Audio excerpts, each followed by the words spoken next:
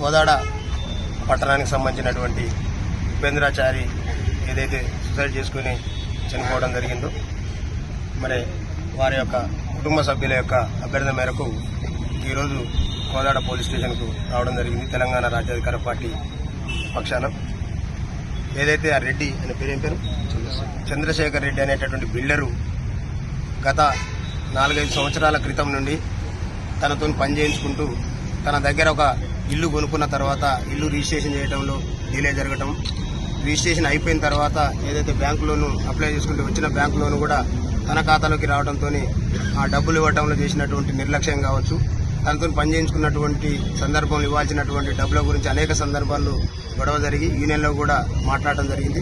గతంలో పోలీస్ స్టేషన్లో కూడా ఫిర్యాదు చేయడం జరిగింది.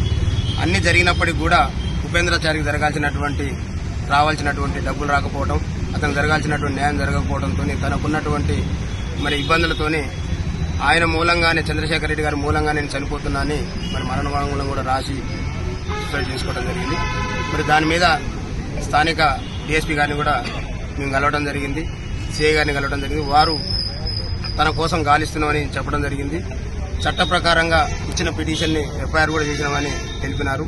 అది కాకుండా కుటుంబాన్ని తక్షణమే ఆదుకోవాలనేటటువంటి మా డిమాండ్తోనే మేము మాట్లాడినప్పుడు ఏదైతే పోస్ట్ మార్టం కోసం సూర్యాపేట ఏరియా హాస్పిటల్లో డెడ్ బాడీ ఉంది, అది అయిపోయి ఇక్కడికి వచ్చే లోపే ఖచ్చితంగా వారి బంధువులను కానీ వాళ్ళకి సంబంధించినటువంటి వాళ్ళందరినీ కూడా తీసుకొని వచ్చి ఆ కుటుంబానికి తక్షణ సాయం చేపిస్తామని హామీ కూడా ఇవ్వడం జరిగింది.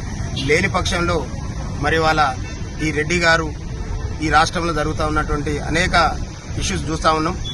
వాళ్ళకున్నటువంటి ధైర్యం, అధికారం ఉండబడినటువంటి వాళ్ళ వర్గాలకు సంబంధించినటువంటి వాళ్ళ సపోర్ట్ దొరుకుతుందనేటటువంటి ధైర్యంతోనే ఇలాంటి నిర్లక్ష్యాలకు మరి ఒడిగడుతూ మరి ఎస్సీ, ఎస్టీ, బీసీ, మైనార్టీ వర్గాలకు జరుగుతున్నటువంటి ఈ అన్యాయాల మీద ఖచ్చితంగా తెలంగాణ రాష్ట్ర వ్యాప్తంగా తీన్మార్ మల్లన్న గారి నాయకత్వంలో తెలంగాణ రాజ్యాధికార పార్టీ మరి ఆ కుటుంబాలకు అండగా నిలుస్తున్నటువంటి పరిస్థితి కూడా మీరు చూస్తూ ఉన్నాం.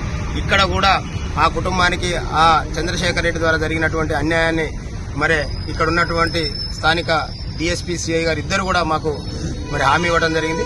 అది జరగని పక్షంలో ఖచ్చితంగా జరిగేంత వరకు కూడా ఆ కుటుంబం పక్షాన నిలబడి ఆ కుటుంబానికి రావాల్సినటువంటి డబ్బులు కావచ్చు, ఆ కుటుంబానికి రావాల్సినటువంటి అన్నిట్లలో మరి వాళ్ళకి ఇప్పించేంత వరకు కూడా తెలంగాణ రాజ్యాధికార పార్టీ వాళ్ళకి అండగా ఉంటుందని తెలియజేస్తూ మరి ఇక్కడ వచ్చినటువంటి మిత్రులందరూ కూడా ధన్యవాదాలు. వారికి ఎటువంటి న్యాయం జరుగుతుందండి? ఆర్థికంగానా లేకుంటే న్యాయపరంగా ఏమైనా కేసు పరంగా? చట్టం ప్రకారం జరగాల్సినటువంటిది చట్ట ప్రకారం జరుగుతుంది.